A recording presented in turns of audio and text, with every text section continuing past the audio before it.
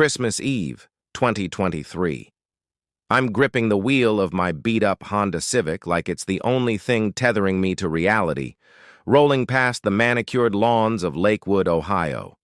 Ahead of me sits the Wilson estate, 3 stories of red brick and white columns. It's less a house and more a monument that whispers, "We made it." I'm Mark Reynolds, 38, 12 years married to Clara Wilson, and 12 years treated like the family participation trophy.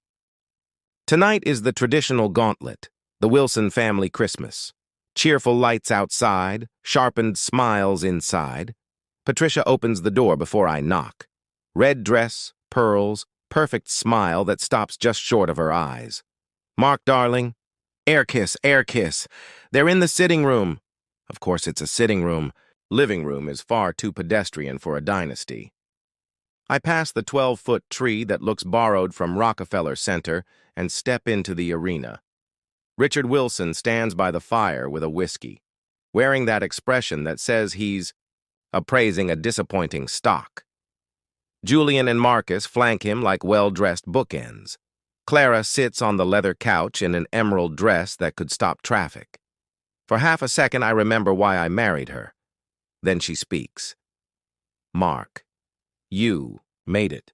Wouldn't miss the annual humility showcase," I say, offering a $50 Cabernet that, in Wilson world, might as well be a gas station sandwich.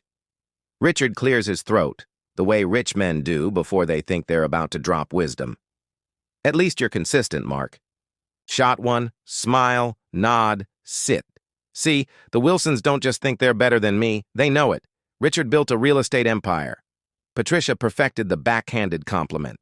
Julian, Mr. Harvard MBA. Marcus, the creative, meaning he found inventive ways to spend his trust fund. And Clara, somewhere along the line, decided their opinion mattered more than respect. Here's the part they never learned. Being underestimated is freedom. While they congratulated themselves, I was quietly building something they couldn't imagine. Dinner is a museum exhibit of excess. A turkey carved like a surgical demo, truffled stuffing, potatoes too perfect to be real. Richard offers a prayer. That's really a victory lap. Prosperity, growth, legacy, not much about love. Conversation flows like expensive wine. Julian recites square footage as if it's poetry. Marcus talks about a gallery show that looks suspiciously like paint sneezed on canvas.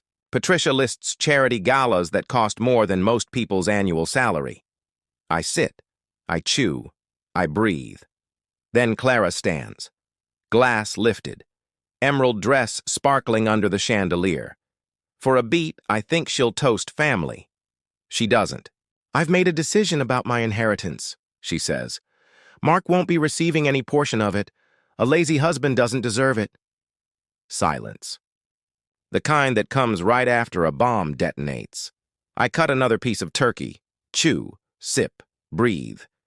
"Well," she pushes, "aren't you going to say anything?" "It's your money, Clara," I say. "Always has been." Julian smirks. Marcus piles on. Patricia's smile finally looks real. Richard beams like it's Christmas morning. And then Daniel, 15, bless him, gasps at his phone. Holy crap. Uncle Mark is on the Forbes billionaire list. Every head snaps toward him. Patricia starts to scold his language, then stops as the kid turns his screen. My face. Forbes. Mark Reynolds, 38, founder and CEO of Metasphere Technologies. Net worth, $4.1 billion. Medig Global Acquisition, $12.7 billion. Contracts, hospitals, lives saved. Glasses tremble, smiles crack, reality shifts. "This must be a mistake," Clara whispers. "It's got his picture," Daniel says. His picture. Richard reads like he's decoding a foreign language. Patricia's composure fractures. Julian passes through the stages of grief in 30 seconds. Marcus turns the color of paper. "You founded Metasphere?" Richard croaks. "I did," I say, and have another sip of their very expensive wine. But you drive a Honda, Julian sputters. You wear khakis from Target. Target makes good khakis, I shrug. You never asked. You assumed. Helena, the lawyer, studies me like a fellow predator. You played this perfectly. I worked, I say. While you were measuring bank accounts. Backstory, quick and clean, son of a mechanic and a nurse. Started Metasphere 6 months after the wedding. 18-hour days in a garage while the family laughed at my promotions and suggested I ask Daddy for a job. We built AI diagnostics that catch diseases early. Hospitals everywhere use it. Lives are being saved. Oliver, 17, finds the article about detecting cancer from a blood test. This is everywhere. Tens of millions of lives over time, I say. Maybe more. Clara looks at me like she's seeing a stranger. Why didn't you tell me? Because you never wanted to know, I say. You preferred the story where I'm beneath your standards. Richard asks for a word in his sanctified study. Leather, oak, whiskey older than Daniel. He pours 2. Apologizes once. I count 12 years' worth. You judged what was easy to judge, I tell him. Car, address, job title. You taught your daughter that worth equals net worth. Tonight she performed that lesson in front of everyone. What can I do? He asks. Learn, I say, change, and be honest with Clara about what you taught her. Back at the table, the hierarchy is rubble. Dessert arrives like a funeral procession. Patricia's hands shake. The kids actually look at me with respect. Helena admits the obvious. We treated you terribly. Marcus swallows hard. Julian, can't meet my eyes. Clara whispers, I was wrong.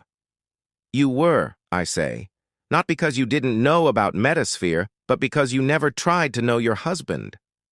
Can we fix this? She asks. I don't know, I answer. Some things don't glue back together. I finish my tiramisu. Thank Patricia for dinner because manners are free. Shake Richard's hand. Nod at the princes. Fist bump Daniel. The kids ask to visit the office. Anytime, I say. Outside, Clara follows me to the Honda. Tears. Emerald dress. Christmas lights cutting across her face. We need to work through this. What's to work through? I keep my voice gentle. You didn't slip. You revealed 12 years of contempt. And you learned who I am from your nephew's phone, not from your husband. It isn't fair, she says. What isn't fair is being called lazy after building something that saves lives, I reply. What isn't fair is asking for your family's approval while you never asked for the truth. I start the engine that squeaks on cold nights. I built something that matters, I say through the open window. Something that will outlast. Every building your father ever flipped, and I did it while you treated me like the help. I back out. The house grows small in the rear view, the lights shrinking to pinpricks. For the first time in 12 years, the streets don't make me feel small. They feel like any other road I've taken on the way to building a legacy. Here's what I learned. Legacy isn't inheritance. Legacy isn't a last name or a trust fund or a chair at the end of a very long table. Legacy is what you build when nobody's watching. It's work that outlives you. It's dignity that doesn't need applause. And sometimes, the greatest gift you can give yourself is walking away from people who can't see your worth, even when one of them is wearing your wedding ring. I turn onto the open road, the Honda humming. It's quiet, peaceful. For once, I'm not the punchline. I'm the author, and the next chapter is mine.